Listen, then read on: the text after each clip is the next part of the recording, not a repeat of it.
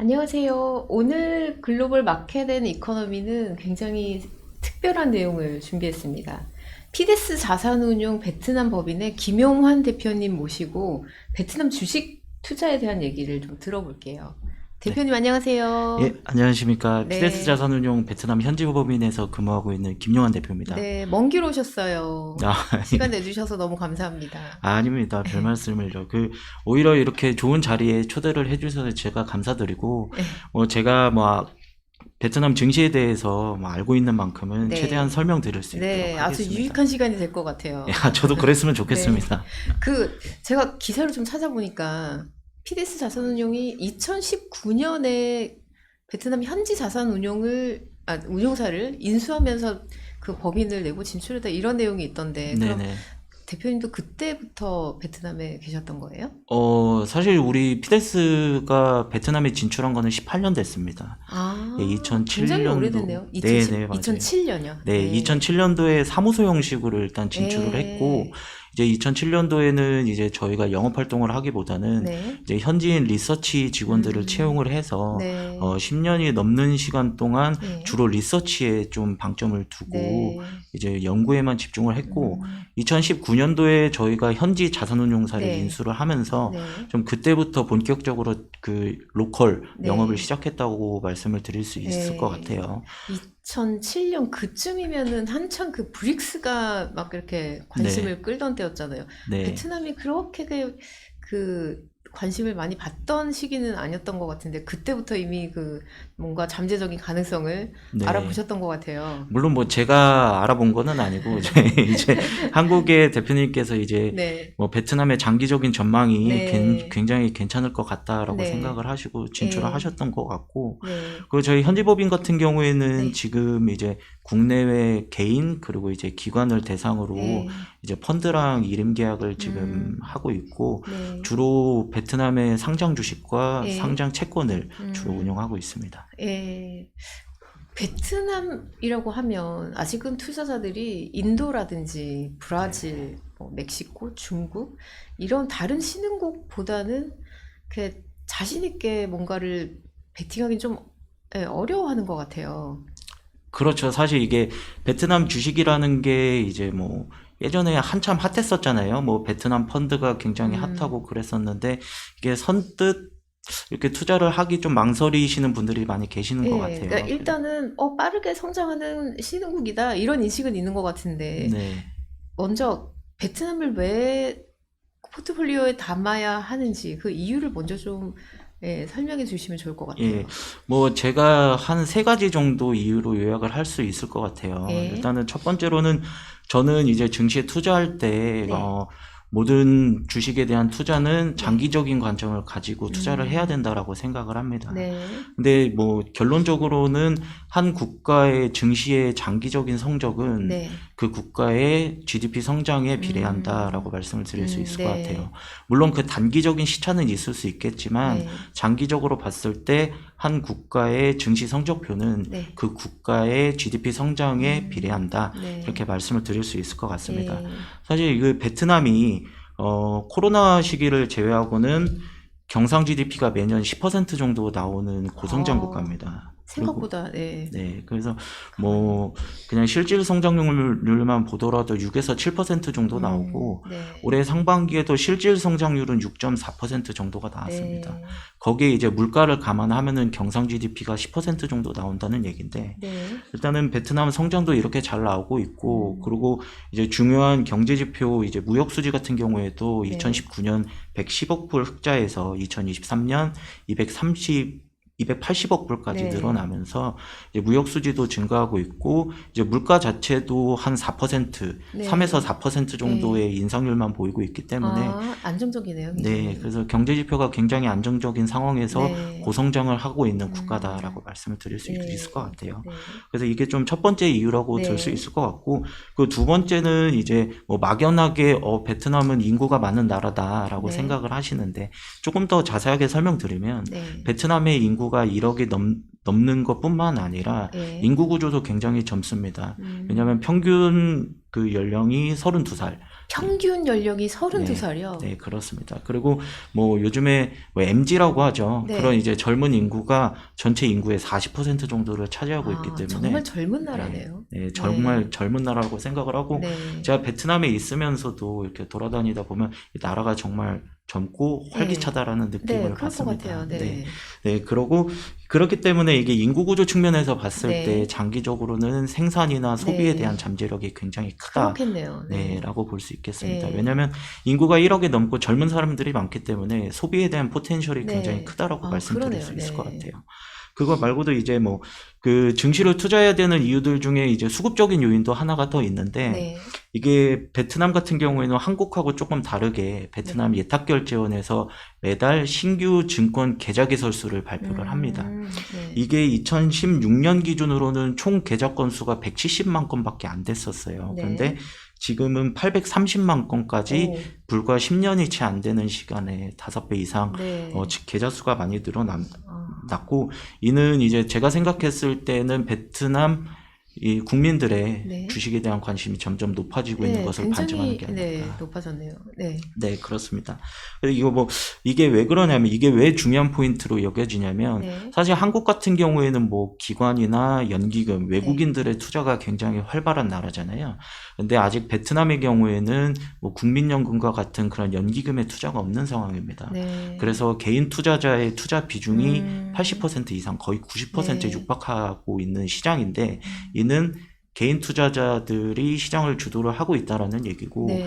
이런 측면에서 봤을 때 개인 투자자들의 시장 신규 유입은 네. 굉장히 중요한 포인트가 그러네요. 될 수 있다. 네. 예, 그렇게 말씀을 드릴 수 있겠습니다. 그리고 지금 총 계좌 건수가 800만 건 정도잖아요. 네. 그러면은 이게 총 인구의 8% 정도밖에 되지 아, 않습니다. 그럼 아직도 더 늘어날 네. 여지가 네, 높다는 의미인 그렇습니다. 거죠. 네, 네. 그렇습니다. 그래서 금리가 계속 내려가고 있는 상황이기 때문에 네. 이 베트남 이제 투자자들의 관심은 점점 커질 수밖에 없다. 이렇게 말씀을 드릴 수가 있을 것 같아요. 금리가 지금 얼마 정도 되나요? 지금 금리가 네. 지금 뭐 기준금리는 4.5%고 네. 사실 기준금리보다는 실제로 우리가 투자를 했을 때 투자로 얻을 수 있는 수익률이 더 중요하잖아요. 네네. 1년 예금 금리가 지금 네. 6에서 7% 정도밖에 안 돼요. 물론 한국보다는 네, 높습니다만. 저희는 네. 한국은 연 6에서 7% 주면 너무 감사할 것 같은데요. 근데 이게 좀 상대적인 거라 네. 이제 베트남 같은 경우에는 코로나 이전에 한 네. 4, 5년 전까지만 해도 네. 예금 금리를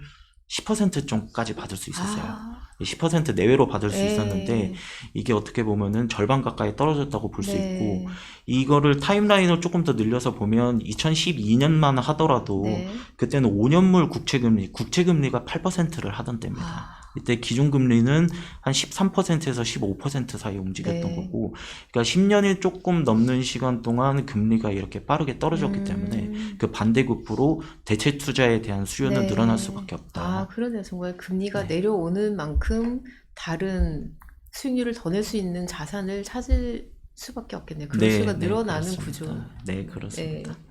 베트남 주식 시장이 지금 어떻게 구성되어 있고 현황이 어떤지 잘 모르시는 투자자들을 위해서 어떤 섹터가 있고 시장을 네. 주도해가는 업종이 어떤 건지 그런 걸 네. 말씀해 주시면 좋을 것 같아요. 물론 이제 한국 분들도 예전에 베트남 펀드를 통해서 투자를 많이 하셨지만 이게 네. 사실 펀드 투자를 하게 되면 이게 뭐 네. 시장이 어떻게 구성돼 있고 이런 것까지 자세히 알기는 어렵습니다. 네. 그래서 제가 좀 간단하게 설명을 네. 드리면 네. 일단 베트남 증시는 크게 세 개의 시장으로 구성이 돼 있는데 네. 일단 메인 거래소인 호치민 거래소, 하노이 거래소가 있고 그래서 장외 시장격인 업컴 거래소가 있습니다. 네. 가장 큰 시장인 호치민 시장을 기준으로 말씀드리면 호치민 증시의 섹터는 대략 20개의 안팎으로 네. 되게 심플하게 구성이 되어 있습니다. 네. 그리고 선진 증시처럼 뭐 2차 전지나 이렇게 섹터가 자세하게 구분되어 있는 게 아니라 뭐 금융, 뭐 소비재, 네. 철강 이렇게 좀 단순하게 전통적인 섹터로 네. 구성이 되어 있다고 말씀드릴 수 있겠습니다. 네. 그리고 이제 시장의 비중을 말씀드리면 네. 그 호치민 거래소의 시가총액 비중이 가장 큰 게 은행주고요. 은행주가 네. 30% 중반 정도를 네. 차지합니다. 아, 은행이 굉장히 크네요. 네, 그렇습니다. 네. 그리고 그 두 번째로 차지를 하는 게 부동산 업종으로 한 10% 초반 정도가 되고요. 이게 은행 업종의 시가총액 비중이 클 수밖에 없는 이유가 네. 이게 아직 베트남은 이제 사회주의 국가잖아요. 그렇기 네, 그쵸. 때문에 은행이 민영은행과 국영은행 두 개로 나눠져 있어요. 그래서 근데 이제 국영은행이 총 4개가 있는데 네. 그 4개 중에 3개가 지금 상장이 돼 있는 네. 상황입니다. 근데 그 3개의 국영은행이 차지하고 있는 시가총액 비중이 거의 20%가 되기 때문에 아. 이 때문에 은행주의 비중이 좀 상대적으로 네. 높다고 말씀을 드릴 수가 있겠습니다. 예. 근데 이제 섹터 사이드 말고 이제 개별 종목 사이드로 좀 말씀을 드리면 네.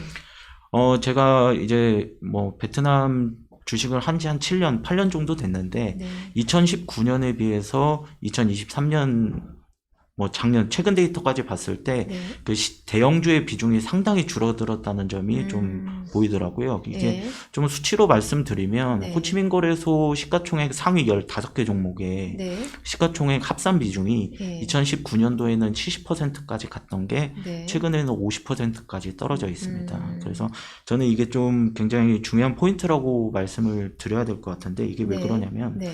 이 대형주의 시장에 대한 영향력이 줄어든과 동시에 네. 대형주의 쏠림 현상이 많이 완화가 됐다. 네. 그리고 그거보다 더 중요한 거는 대형주 위주의 묻지마 투자보다는 성장과 실적 전망이 좋은 중형주 중심으로 선별적인 투자가 일어나고 있다. 네. 이제 이런 포인트에서 대형주의 비중 감소가 굉장히 의미 있다라고 말씀을 드릴 수 있을 것 같습니다. 말씀 들으면서 생각나는 게 그 뉴욕의 뉴욕 증시에 M7이라고 빅테크 7개 네. 쏠림 현상이 굉장히 심하잖아요. 네네네. 이 7개 주가가 어떻게 되냐에 따라 S&P 500이 왔다 갔다 하는데 그런 지금 문제점 지적도 많이 하거든요. 이런 네. 부분하고 대조적으로 중소형주 말씀하신 것처럼 성장 가능성이 높은 종목들을 발굴해서 네. 예, 투자가 이루어지고 이 종목들의 비중이 커지는 거는 그 주식시장 전반으로 봤을 때 굉장히 건강하게 네. 예, 돼가는 그런 모습이 아닌가 싶어요. 네, 맞습니다. 뭐 지금 뭐 은행주 비중이 조금 높긴 하지만 네. 부동산 업종 같은 경우에도 원래 비중이 20% 가까이 갔었어요. 근데 비중이 굉장히 컸는데 네. 이게 부동산 업종 이제 라지캡들의 비중이 줄어들면서 네.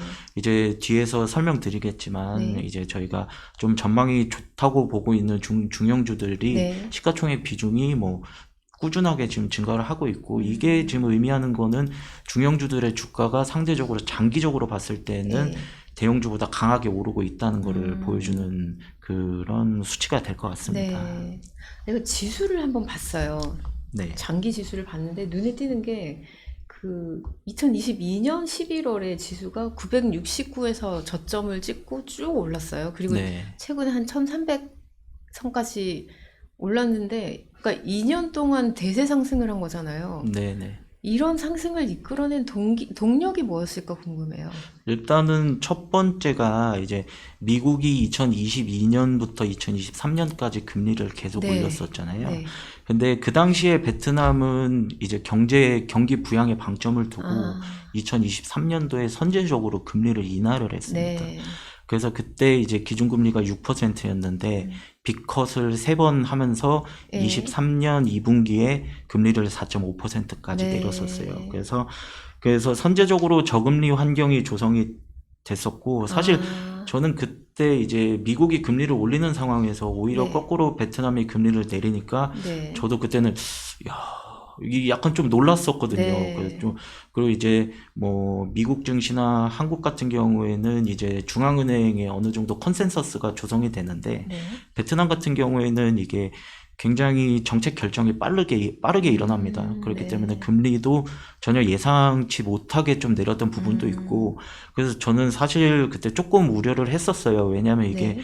물가를 자극할 수 있기 때문에 조금 그쵸. 우려를 했었는데 네. 이게 정부의 정부 입장에서는 이거를 어느 정도 통제할 수 음. 있다라는 자신감을 가지고 있었던 것 같고, 네. 그래서 과감하게 정책 결정을 했던 것 같습니다. 아, 그래서 네. 2023년도에 실제로 이제 금리를 인하를 했음에도 불구하고 물가는 3.3% 정도밖에 오르지 않았고, 네. 동화 절하폭도 2.7%로 평년 수준 네. 정도밖에 나오지 예, 않았습니다. 그 정도면 예. 통화 정책 성공적으로 잘 한 거네요. 네네네. 네. 그래서 선제적으로 이제 과감하게 베팅을 네. 했다라고 보는데, 네.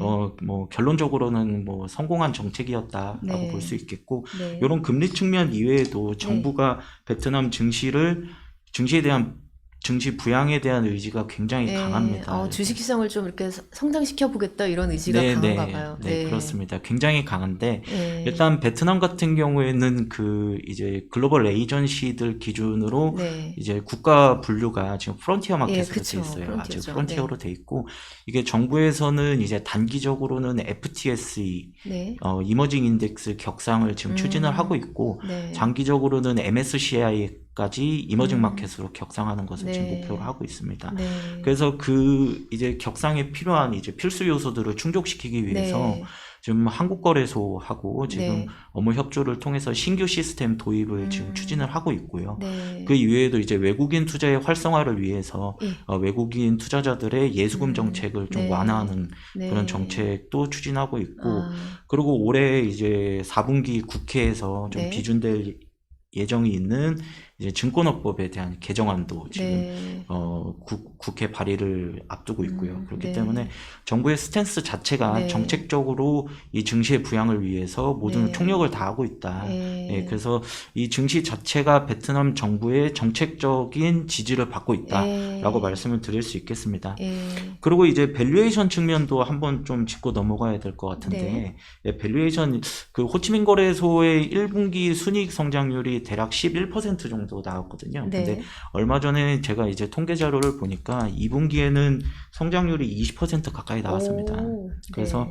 올해 상반기 베트남 증시의 성적표를 제가 감히 말씀드리자면 굉장히 견고한 성장을 이뤄냈다. 네. 이렇게 말씀을 드릴 수 있을 것 같고, 그리고 이제 PER 부분에서도 네. 사실 부담이 많이 낮아져 있는 상황입니다. 왜냐하면 제가 생각했을 때 베트남의 역사적인 PER은 14배에서 15배 정도로 보고 있는데, 네. 최근에 1, 2년 정도, 그러니까 2022년도 1월 달에 저점을 찍고 네. 증시가 올라오고 있음에도 불구하고 네. 현재 PER이 11배에서 12배 수준에 아, 머물러 있거든요. 네. 그래서 그 역사적인 평균치보다 낮은 구간에서 거래가 되고 있기 때문에 네. 장기적으로 베트남 주식에 투자를 하고 싶다라고 네. 하면은 제 생각에는 지금이 적기라고 판단이 적기다. 되고, 예, 네. 그래서 뭐 큰 부담 없이 투자를 해도 네. 되는 구간이다라고 아, 말씀을 드릴 수 있을 것 같아요. 그러게요. 정말 2년 동안 주가가 쭉 이렇게 올랐으면 PER이 높아질만 한데 오히려 네. 떨어졌다는 건 그만큼 기업의 이익이 빠르게 늘어나고 있다는 네, 그렇습니다. 얘기잖아요. 네. 네. 그리고 펀더멘털 측면에서 그만큼 강하다고 볼 수 있는 거죠. 네, 그렇습니다. 그리고 제가 이제 베트남 증시를 좀 눈여겨볼 때 글로벌 네. 증시와 비교를 하려면 뭐 물론 PR 지표를 보는 것도 좋지만 네. 저는 버핏 지수라는 거를 좀 버핏 지수. 네, 그렇습니다. 요거는 뭐 쉽게 말씀드리면 한 국가의 증시의 규모와 한 국가의 GDP 규모를 네. 비교하는 지표인데, 네. 이게 한국이 지금 1배 수준입니다. 네. 그러니까 뭐 증시와 경제 규모가 비슷한 상황이고, 네. 미국 같은 경우에는 이 수치가 2배입니다. 그러니까 네. 미국의 증시 규모가 GDP보다 2배 크다는 네. 얘기고요. 네. 근데 베트남은 지금 0.5배 수준입니다. 아. 네. 그래서 지금 국가 경제 규모에 비해서 증시의 규모가 상당히 저평가돼 있고 네. 작다라고 네. 생각을 하고 있는데, 네. 이거를 다르게 생각해 보면 네. 앞에서 말씀드렸던 이제 이머징 인덱스의 네. 격상 이벤트가 일어나는 등의 이제 뭐 증시에 굉장히 호재 요인이 하나 크게 발생을 하면 네. 이 베트남 증시가 크게 오르는 즉 증시가 상당히 팽창할 수 있는 네. 그런 기회가 있을 거다. 그래서 예. 이 버핏 지수를 통해 네. 그런 측면도 좀 알아볼 수 있을 것 같습니다. 네. 정말 그 이머징 마켓으로 격상이 되면 해외 펀드들이 그 지수 편입 비중에 따라서 베트남 네. 주식을 편입을 해야 되는 거잖아요. 그러면은 해외 자금이 또 유입이 되면서 주가를 부양하는 효과도 기대해 볼 수 있을 것 같은데. 맞습니다. 그쵸? 예. 예전에 제가 언젠지는 모르겠는데 사우디아라비아가 네. 예전에 이머징 마켓으로 격상이 된 적이 있어요. 네. 그때 이제 격상이 강력하게 예상되는 시점부터 네. 증시가 오르기 시작했고, 그 이후 실제로 격상될 때까지 증시 지수 자체가 거의 네. 2배 가까이 아, 성장을 했었거든요. 네. 그래서 베트남 같은 경우에도 물론 이제 지금은 프론티어 마켓을 네. 추종하는 패시브 자금들이 네. 들어와 있지만 네. 이머징 규모가 훨씬 더 크다고 알고 그쵸. 있습니다. 그래서 네. 격상 이벤트에 따르는 패시브 자금의 네. 강한 유입도 기대되고 있는 네. 상황입니다. 대략 시기는 언제 정도로 예상을 하세요? 일단은 FTSE 같은 경우에는 내년 9월 정도면은 격상이 가능할 내년 것 같아요. 9월이요? 네. 네. 그래서 왜냐면은 올해 안으로만 해도 네. 그 아까 말씀드렸던 것처럼 뭐 증권화법 개정이나 네. 예수금 규정 네. 등을 지금 강하게 추진하고 있기 때문에 네. 이게 연내에 정상적으로 비준이 되고 적용이 네. 된다면 네. 내년 3월 정도면은 그 FTSE EM 와치리스트에 아. 들어갈 수 있을 걸로 보이고요. 네. 그 정식 적용은 내년 9월쯤으로 예상이 됩니다. 아. 그 MSCI 같은 경우에는 사실 조금 더 시간이 필요한 상황이라 네. 뭐 제가 단언할 수는 없지만 네. 조금 더 장기적으로 봤을 때 빠르면 26년에서 27년 정도면 격상을 시도해 볼 수 있지 않을까 네. 그렇게 네. 생각을 합니다. 아, 정말 많은 호재가 응집이 돼 있는 시점인 것 같아요. 네, 그렇습니다. 아, 이건 좀 여담인데, 제가 2000년대 중반쯤에 베트남을 한번 갔었어요. 그때는 부동산 투자를 좀 살펴보려고 갔었던 건데, 가서 이제 주식 시장에 대해서도 이제 이런저런 얘기를 들었었거든요. 어떤 얘기를 들었냐면, 베트남에서는 주식 거래를 하려면 직접 증권사 영업점에 가서 신청서를 작성을 해야 된대요. 그래서 써서 이렇게 어떤 종목을 살 건지 팔 건지 작성을 해서 네네. 그 증권사 직원한테 제출을 하면 주문을 넣어준다는 거예요. 근데 아. 이게 오래 걸리잖아요. 줄 서서 기다려야 되고 작성해서 이렇게 접수한 거 처리하는데도 시간이 걸리고, 그래서 이걸 처리하는 동안에 주가가 이미 움직인다는 거예요. 이런 얘기를 예, 들었는데 지금은 뭐 10년 넘게 지났으니까 지금은 그렇지가 않겠죠. 뭐 지금은 그렇지 않습니다. 네. 베트남에도 지금 스마트폰이 굉장히 대중화되어 있는 아, 상황이고 네. 다들 MTS랑 HTS로 거래를 지금 다 많이 하고 있습니다. 네. 그 베트남에도 뭐 증권사가 굉장히 많습니다. 제가 몇 개 증권사가 있는지까지는 파악을 지금 못했는데 네. 이게 증권사 개수가 많아지다 보니까 이제 네. 증권사들끼리도 경쟁이 지금 붙기 시작하는 상황이거든요. 네. 그래서 불과 한 2, 3년 전까지만 해도 그 베트남의 개인 투자자들, 그러니까 이제 증권 그 브로커리지 피에 네. 최저 한도가 있었어요. 네. 0.15%로 네. 그게 최저 한도였는데 그 한도가 없어졌거든요. 그러면서 이제 증권사들도 이제 무한 경쟁 시대에 아. 들어가면서 이제 고객들을 유치하기 위해서는 네. 이제 자기들의 시스템도 개발을 해야 네. 되고 여러모로 이제 서비스의 퀄리티를 개선을 네. 해야 되기 때문에 제가 알고 있기로는 저는 이제 운용사에서 근무를 하고 네. 있지만 네. 증권사들도 이 고객 유치를 위해서 적극적으로 IT 투자를 하고 있는 걸로 알고 있습니다. 아, 인프라는 다 조성이 된 네. 상태라고 보면 네, 되는 네, 거겠네요. 그렇습니다. 예. 근데 아직도 한국에 계시는 투자자들은 베트남 주식을 사려고 하면 정보가 부족하다 이런 얘기들을 많이 하시거든요. 네네. 좀 이렇게 주식에 대해서 아시는 분들이 개인적으로 블로그를 하시는 것 같아요. 그런 데서 개별 종목에 대한 그 정보를 얻는 것 같은데, 또 그런 정보에만 의존해서 주식을 매수하기에는 좀 뭔가 좀 불안하단 말이에요. 이게 네. 믿을 만한 정보를 어디서 구해야 될지 그거부터 좀 어려운 점인 것 같아요. 사실 뭐 가장 신뢰할 수 있는 거는 정부기관에서 네. 발표하는 데이터겠죠. 네. 그래서 이제 뭐 저도 많이 챙겨 보는데 네.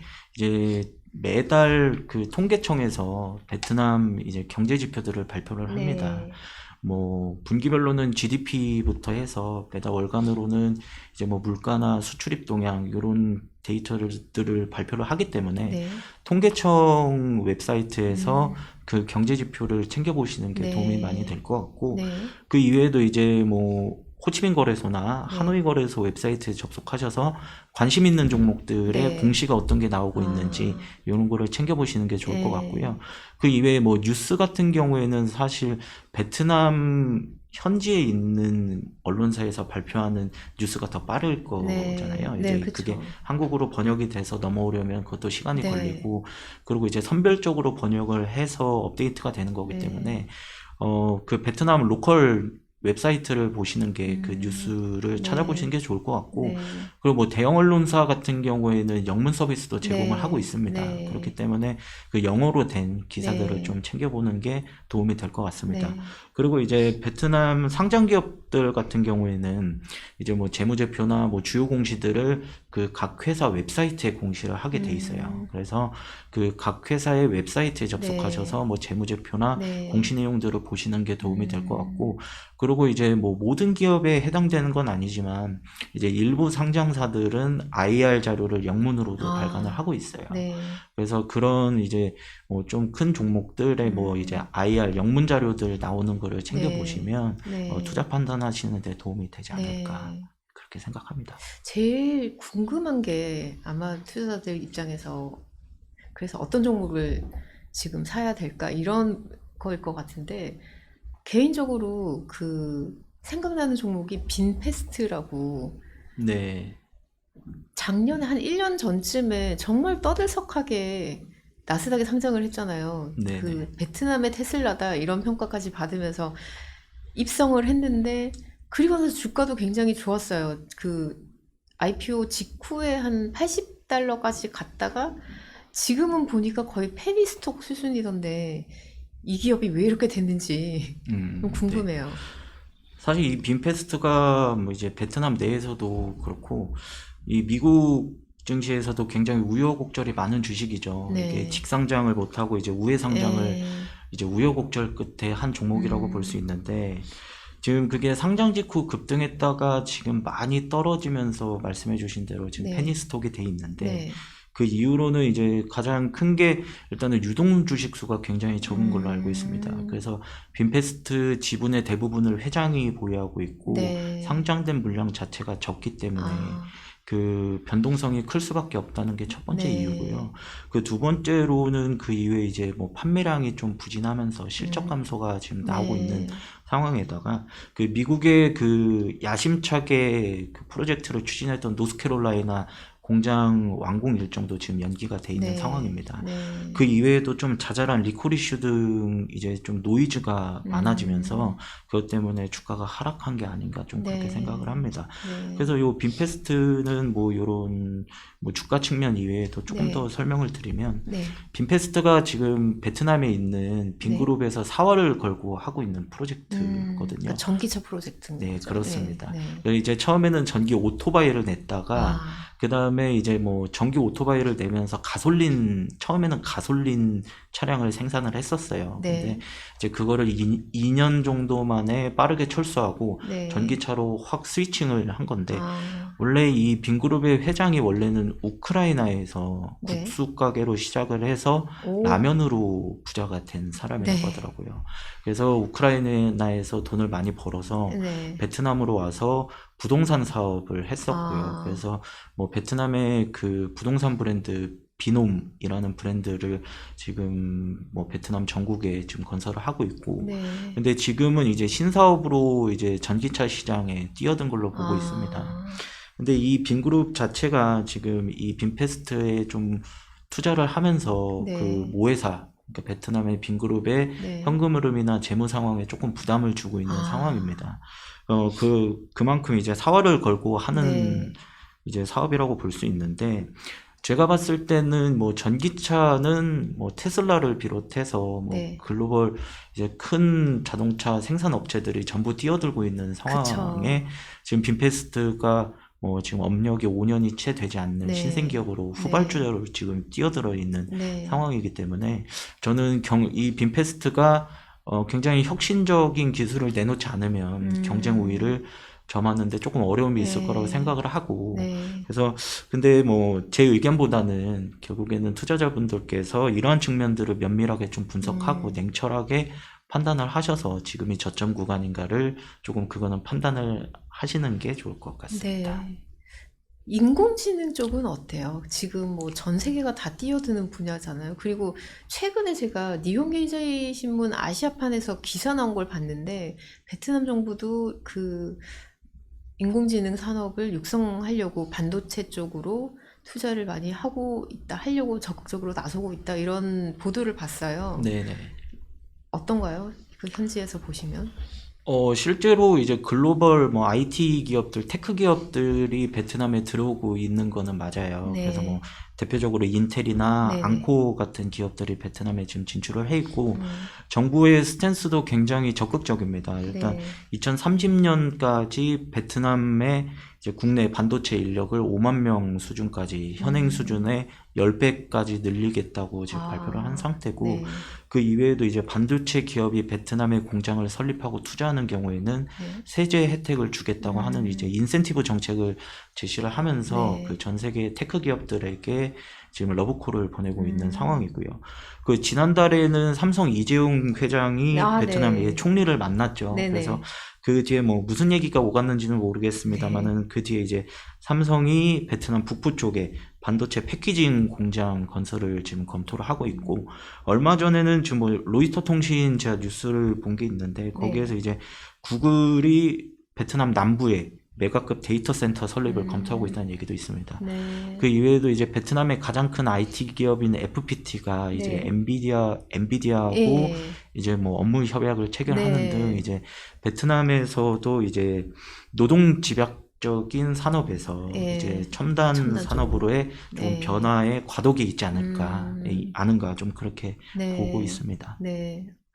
IT 쪽이 정말 많이 뛰어들고 있네요. 네, 뭐 호치민 주변에만 해도 뭐 단지 뭐 이제 공단이 많이 생기고 있는데, 네. 그중에 뭐 하이테크 단지라고 따로 조성을 시켜 놓을 만큼 아, 예, 베트남 정부에서도 요 네. 테크 기업, 뭐 테크 산업에 대한 관심이 많다고 네. 보여집니다. 베트남 현지 기업 중에, 현지 IT 기업 중에서 좀 주목할 만한 기업은 방금 말씀하신 그 네네. FPT인가요? 네, 예. FPT라는 종목이 이제 올해 워낙 미국 기술주가 좋았잖아요. 네네. 그러면서 이제 FPT도 올해 많이 올랐는데, 음.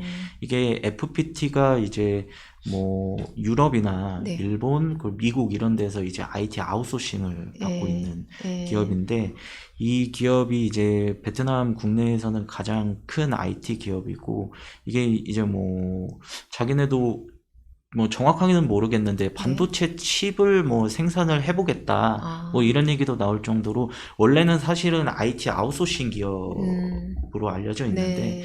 이 기업이 장기적으로 봤을 때는 그 뭐 워낙 베트남에 이제 테크주가 없다 보니까 네. 이제 그 테크주로서의 역할을 할 수 있는 기업이 되지 않을까 좀 네. 그렇게 생각이 되고, 네. 아직까지는 조금 시간이 필요할 것 같습니다. 좀 개인적으로 봤을 때. 장기적으로 봐야 되는 네네, 종목이라고 그렇습니다. 보시면 돼요. 네네. 네.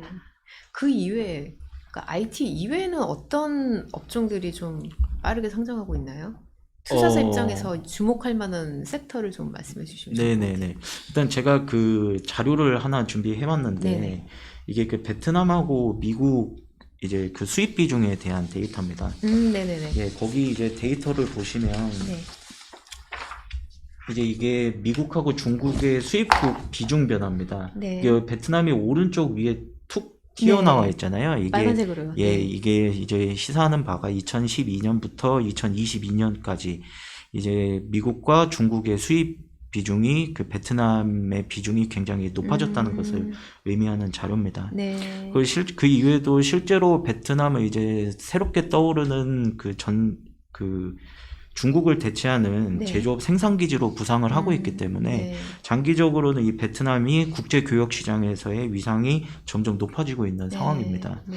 그래서 이런 측면에서 봤을 때 네. 저희는 그 수출주에 조금 주목할 필요가 있다고 생각을 하고요. 네. 그리고 그 중에서도 이제 전통적으로 잘 알려져 있는 의류업종이 네. 의류업종에 저희가 좀 주목을 하고 있습니다. 네. 아니, 정말 요즘 옷 살 때 보면 메이드 인 네. 차이나보다 메이드 인 비엔남 이렇게 써놓은 옷들이 네.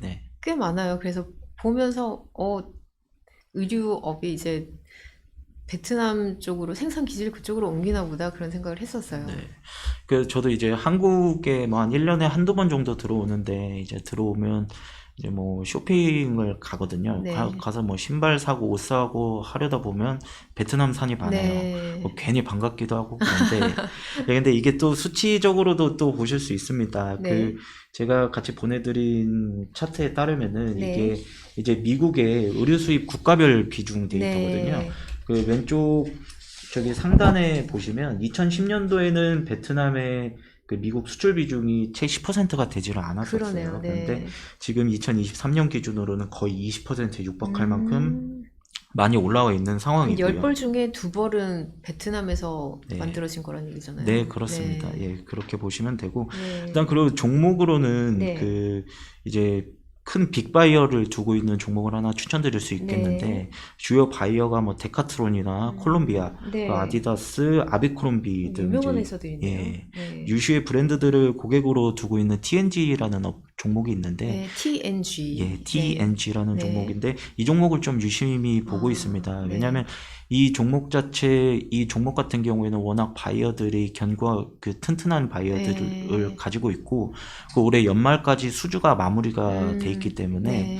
뭐 신규 오더가 이제 앞으로도 꾸준히 늘어날 거다라고 좀 네. 생각을 하고 있는 종목이고 네. 실제로 TNG 이외에도 이 업종 자체에 주목할 필요가 있는 게 네. 이 TNG 이외에도 다른 상장 의류업체들의 이제 수주도 계속 늘어나고 있는 걸로 판단이 됩니다. 네. 그래서 코로나 때 이제 뭐 글로벌 무역이나 교역 같은 게 많이 막혀 있는 상황에서 네. 이 의류 회사들이 조금 난항을 겪었었는데 이제는 그 침체에서 이제 리바운드를 본격적으로 하고 있다. 네. 예, 그렇기 때문에 저희가 이 TNG와 이 섬유업종에 대해서 조금 네. 주목을 하고 있고요. 네.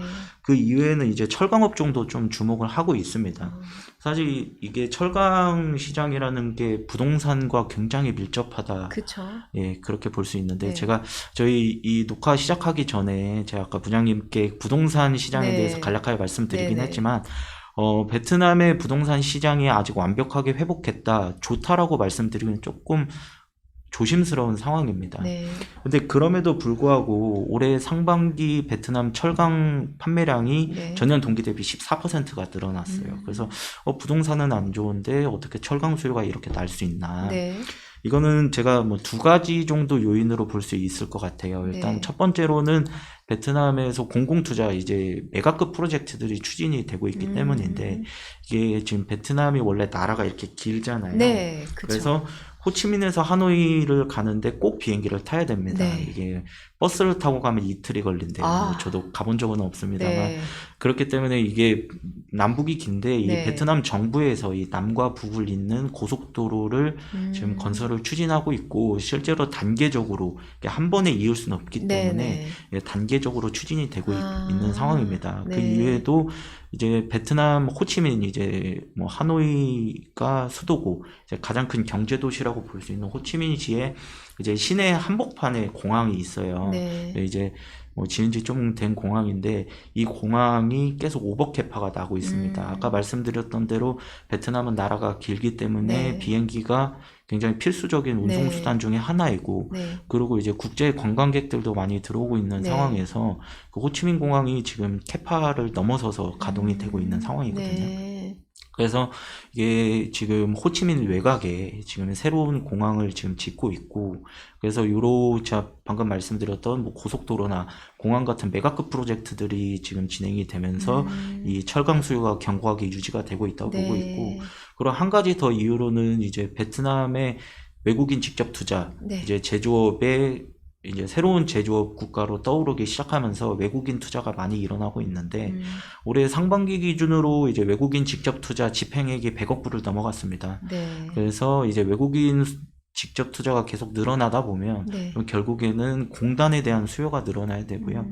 그리고 이 공단을 짓기 위한 인프라 투자가 계속 들어가기 때문에 이런 측면에서 그 베트남의 철강 시장은 여전히 네. 견고하다라고 네. 말씀을 드릴 수 있겠고 예. 그 대표 종목으로는 이제 뭐 베트남 주식을 조금이라도 한 번이라도 투자해 보셨던 분들이라면 다 알 것 같은 종목입니다. 이게 네. 호아팟이라고 예. HPG 종목입니다. 예. 이 종목 같은 경우에는 이제 한국으로 따지면은 포스코 정도 되는 아. 기업이라고 볼 수 있어요. 네. 그래서 이제 뭐 건축용 철강부터 네. 강관 그리고 이제 열연 코일 등등을 생산해내는 종합 철강 기업인데 네. 이 기업이 다른 베트남 로컬 업체들과의 차이점이 뭐냐면 네. 이 호아팟이라는 종목은 HRC 열연강판을 직접 생산해낼 수 있는 유일한 기업이라는 겁니다. 아, 이게 HRC를 만들 수 있으면 이 네. HRC를 가지고 네. 다양한 철강 제품들을 만들어낼 수가 있거든요. 아, 그러니까 이제 철강 회사 입장에서는 원재료가 되는 겁니다. 네, 그 그러네요. 원재료를 직접 생산을 네. 해낼 수 있는 거잖아요. 아, 게다가 이제 이 호아팟이 베트남 중북부의 융꺽이라는 지역에 철강 단지를 가지고 있는데 네. 이 철강 단지의 캐파를 지금 계속 확대해 나가고 있는 음, 중입니다. 그래서 네. 내년 정도면은 이제 프로젝트가 마무리되면서 캐파가 늘어날 걸로 음, 보는데 이 캐파가 늘어나게 되면 HRC 생산 용량도 늘어나게 되거든요. 네. 그러면은 이제 원재료를 생산해낼 수 있는 능력이 확대가 되기 때문에 제가 봤을 때는 뭐 26년, 좀 더 장기적으로 봤을 네. 때 가시적인 실적의 상승이 일어날 수 있을 네. 거라고 보는 종목입니다. 아, 워낙 이제 시가총액도 큰 종목이거니와 네. 이제 외국인들이 굉장히 선호하는 종목 중에 음, 하나이기도 하고요. 네. 네, 그리고 그 이외에는 뭐 섹터만 좀 간단하게 말씀드리면 이게 네. 베트남 경제 성장의 두 축이 수출과 소비거든요. 네. 이 두 개가 베트남 성장을 견인하는 두 가지 주요 팩터라고 볼 수 있는데 네. 일단 수출에 대해서 말씀드렸고 네. 앞으로도 이제 소비가 견고하게 늘어날 거라고 보고 있습니다. 그렇기 때문에 이 소비의 수혜를 받을 수 있는 소비재 이제 네. 특히 뭐 리테일 업종을 조금 주목할 필요가 있을 것 같고 그리고 이제 베트남의 소득은 지금 꾸준히 늘어나고 있는 상황이기 때문에 네. 이 소득 증가나 이제 장기적으로 이제 금융시장이 고도화되면서 이런 혜택을 받을 거로 예상되는 이제 네. 간접 금융 업종이죠. 이제 네. 증권이나 네, 보험 업종이 보험. 좀 유망해 네. 보입니다. 아니, 인구도 젊고, 평균 연령 32살이고, 거기다 소득도 늘어나고, 그러면은 정말, 예, 금융이라든지 네. 소비 섹터가 정말 유명하다고 볼 수 있을 것 네. 같아요. 그래서 그냥 뭐 개인적으로는 이제 뭐 한국은 이제 뭐 잘 나가는 섹터가 있다 이렇게 얘기를 많이 하잖아요. 뭐 예전에 뭐 2차 전지가 좋았고 뭐 네. 바이오가 좋았고 이런데 네. 베트남은 어떤 종목이 유망할 거다라기보다는 네. 시간을 갖고 장기 투자했을 때 네. 피해야 되는 업종만 꼭 피하고 나머지는 네. 이제 개인적인 판단에 따라서 투자를 하시고 결국에는 시간이 지나면 네. 괜찮은 성과가 있지 않을까 말씀을 생각합니다. 듣고 보니까 그렇게 위험한 지역이 아니라는 생각이 들어요. 네. 아, 그리고 해외 투자할 때 베트남뿐만 아니라 신경을 쓰게 되는 게 환율이잖아요. 네, 환율 네. 리스크인데 이게 베트남도 신흥국이다 보니까 환 리스크가 좀 있지 않을까, 변동성이 크지 않을까 이런 염려가 있을 것 같거든요. 동화에 대해서 간단하게 말씀 좀 해주시면 좋을 것 같아요. 일단은 이제 저도 베트남에 사는 외국인이다 보니까 네. 달러와 동화에 대한 그 네. 환율에 조금 민감한 네. 아무래도 네. 아무래도 환율에 따라서 이제 뭐 그런 게 있기 때문에 네. 근데 저는 결론적으로는 베트남의 동화가 이제 이머징 통화긴 하지만 네. 이제 선진국 통화만큼 안정적이라고 말씀을 드릴 수 아, 있을 그래요? 것 같아요. 예. 네. 일단 뭐 통상적으로 베트남은 아무래도 이머징 통화다 보니까 절하가 되긴 하는데 네. 그 연간 절하율이 한 2에서 3% 정도 통상적으로 나와요. 근데 올해 상반기 같은 경우에는 달러가 굉장히 셌었잖아요. 이제 네. 뭐 최근 들어서야 좀 꺾이기 네. 시작했지만 달러가 셌기 때문에 올해 지금 요 차트를 보시면 올해 상반기에는 동화가 4.3% 절하가 됐습니다. 네. 근데 이는 이제 선진국 통화들 뭐 유로 3.7%나 한국 원 7.3%, 그 뭐 대만 달러 5.4% 대비 굉장히 안정적인 그러네요. 그, 예. 한국보다 원화보다 안정적이네요. 네, 그렇습니다. 그 원화보다는 변동성이 조금 적은 통화라고 볼 수 네. 있겠고요. 이게 왜 그러냐면 저는 이 달러의 유입이 안정적으로 계속되고 있기 때문이라고 생각을 네. 하는데 네. 일단은 무역수지 흑자가 지금 잘 나고 있습니다. 올해 네. 7개월 누적으로 무역수지 흑자가 141억 불이 됐고 그 얼마 전에 통계청에서 나온 바에 따르면은 8월 1일부터 8월 15일까지 네. 잠정 무역수지 흑자가 9억 불까지 나오면서 네. 올해 8개월 누적으로 150억 불을 넘어설 것 같아요. 그래서 무역수지 자체가 잘 나오고 있고 네. 그리고 외국인 직접 투자가 계속되고 있다는 점. 그리고 이제 전 세계 각지에 나가 있는 교포들의 해외 송금 아, 같이 이렇게 네. 달러가 지속적으로 꾸준하게 음, 유입될 만한 요인들이 네. 있기 때문에 달러가 풍부하다. 네. 그렇기 때문에 이 환이 상대적으로 안정적으로 유지가 음, 되고 있다라고 볼 수 있겠고, 네. 왜 최근에 이제 9월 달에 미국 연준이 금리 인하를 지금 확실시한 네. 상황이잖아요. 네네. 이제 뭐 금리 인하를 하냐 마냐가 아니라 이제 얼마나 얼마를 하냐, 네. 그쵸. 사실 지금 그런 상황인데 이제 미 연준이 이제 금리 인하를 하겠다고 발표를 하자마자 이제 뭐 원화도 그렇고 이제 동화도 이제 강세를 보이기 네. 시작했습니다. 그래서 지금 뭐 상반기에 4% 정도 절하가 됐던 게 8월 달 한 달 동안에만 1.5% 그 폭을 줄여나가면서 지금 연초 대비로는 2.6% 정도 절하가 돼 있거든요. 네. 그래서 지금 제가 이제 제 생각에는 올해 네. 연말까지는 이 폭을 조금 더 줄여서 한 네. 2% 초반대까지 이 절하폭을 낮출 수 있지 네. 않을까 그렇게 예상을 하고 네. 있습니다. 네. 아니, 오늘 비교적 짧은 시간이었는데 베트남의 매크로부터 주요 섹터와 종목까지 너무 알찬 말씀해 주셔서 감사합니다. 네. 감사합니다, 대표님. 네, 감사합니다.